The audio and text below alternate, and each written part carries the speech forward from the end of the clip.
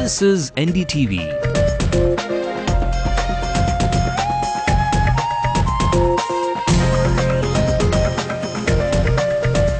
And you're watching NDTV Hindu.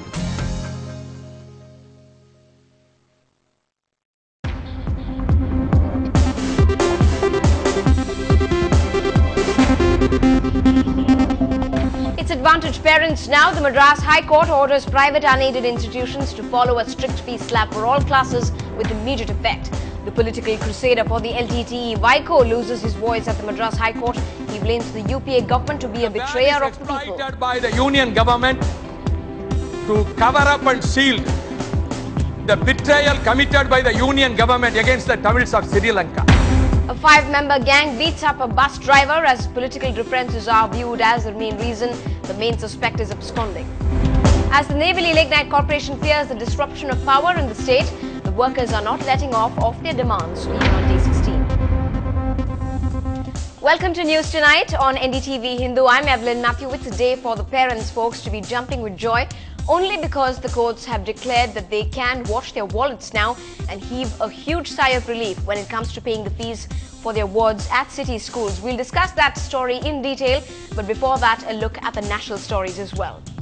An unbeaten injured soldier, VVS Lakshman, guides India to victory against the Aussies in a cliffhanger at Mohali. It's India that have won the test match. A famous win. Victory resounds at the Commonwealth Games too. 5 goals for India and 2 in shooting, that too, and 3 in wrestling. A memorial built at the site of the crash of the Air India Express flight from Dubai to Mangalore has been destroyed. The Congress says the Ayodhya verdict in no way justifies the Babri demolition, which was a criminal act, but the BJP is quick to act. And in an interview to a German publication, the former Pakistani president admits that they trained militant groups.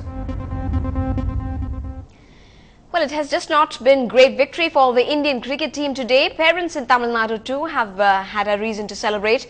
They seem to have had the advantage for now in their war with private schools on how much fees should be collected. The Madras High Court has said that the interim stay order on the Justice Govindarajan Committee recommendations, which means that schools cannot collect fees more than what the Justice Govindarajan Committee has recommended. Minal Shah and Peer Muhammad brings you the reactions that have been pouring in from all quarters after that verdict came out. It's a very big victory for the government. It's a feather on cap for the government and big victory for the students and parents. These words were music to the ears of parents across Tamil Nadu because Justice Govindarajan's prescribed fee structure will be implemented in all private schools. The Madras High Court has set the interim stay order aside.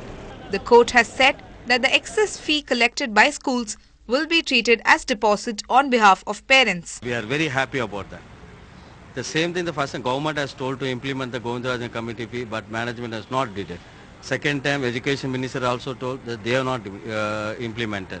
Now the court has told today very clearly they have to implement. We hope management will implement the tomorrow onwards for the fees part.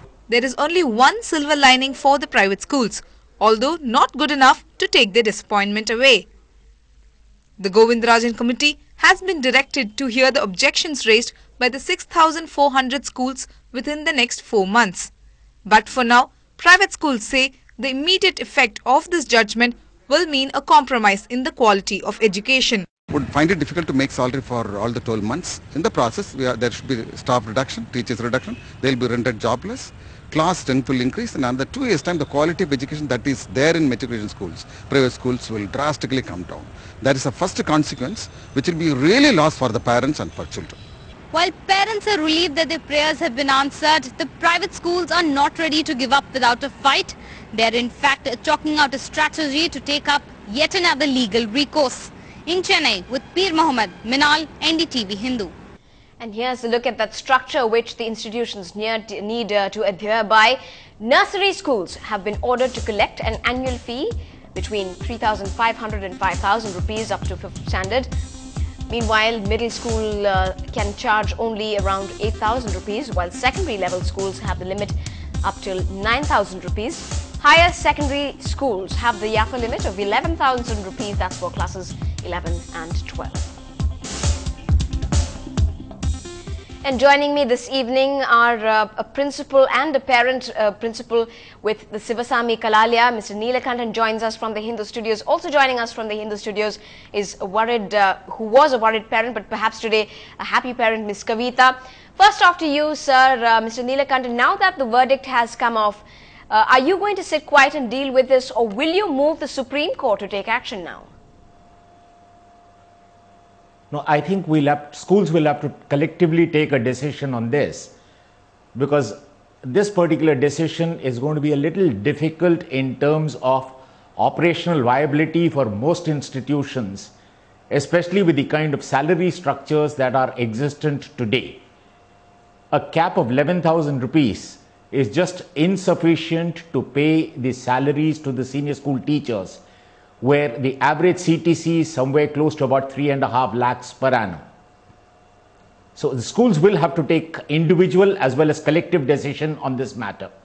Now, while you try and do as much as you can, are you willing, in fact, to make those recommended changes in your school tomorrow onwards, perhaps?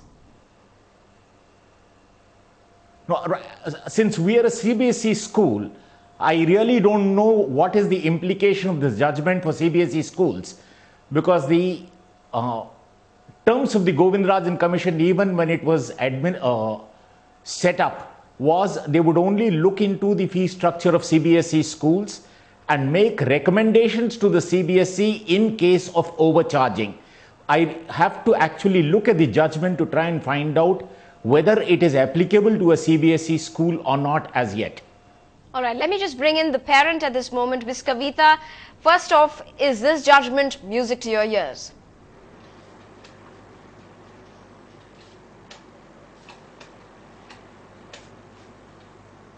Ms. Kavita, if you can hear me, do you think that this judgment has really come off at a good time? Is this music to your ears?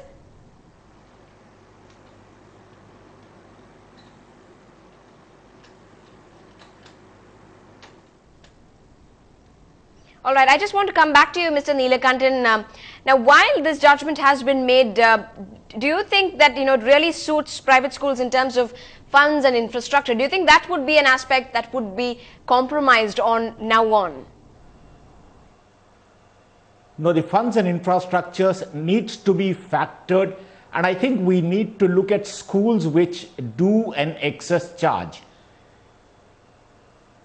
There would be a compromise if this becomes the base level. I think they need to look at different schools, try and find out what are the operational expenses, and then take care of recommending individual structures rather than have a blanket permit of 11,000 rupees for all private schools. All right. Have you been able to speak to any of your colleagues, perhaps in private schools? Are they echoing similar sentiments, or are they waiting to move this to the Supreme Court? Post this judgment, no. But earlier there was a discussion that a joint representation be made, and people are working on it. All right. Well, thanks very much indeed for joining us this evening on News Tonight. It's been a pleasure talking to you. Now, in other news that's been making headlines, the tribunal examining the validity of a central ban on the LTTE today reserved its orders on the plea of 2 LTTE sympathizers. After hearing both sides of arguments, the judge in the case reserved orders on the petitions by Tamil Nationalist Movement and the Tamil Nadu People's Rights Forum to implead themselves in the proceedings. Meanwhile, MDMK General Secretary Vaiko's petition to implead in the proceedings was also dismissed. Meanwhile, the Tamil Nadu government on its part submitted records including cases filed against alleged LTTE cadre in the last 2 years and sought to justify the ban against the prescribed organization. Another round of public hearing is scheduled at Ooty later this month. I am an affected person. Because I support the cause of LTTE, cases have been framed against me under Section 124 IPC and 13(1)(b) Unlawful Activities Prevention Act. 2 cases are pending against me in the court. As an affected person, I pleaded before the tribunal that the ban is exploited by the union government to cover up and shield the betrayal committed by the union government against the Tamils of Sri Lanka.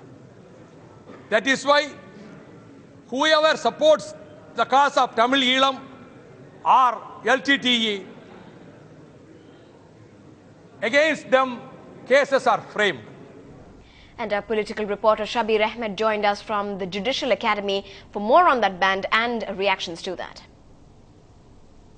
Well, for LTTE sympathizers, it's quite simple that they are keeping their fingers crossed so that the tribunal will actually decide on whether sympathizers can be allowed to argue before the tribunal to lift the ban on LTTE. That is the basic question which was raised by the judge here, and they are waiting and they are keeping their fingers crossed. If once sympathizers are allowed, then Vaiko, Nedumaran and others will be allowed to argue for lifting the ban on LTTE. And for more on this, I am now joined by Mr. Radhakrishnan, who is an advocate, and he also represented his concerns in today's tribunal. Sir, what was your concern, sir? What was your argument, sir?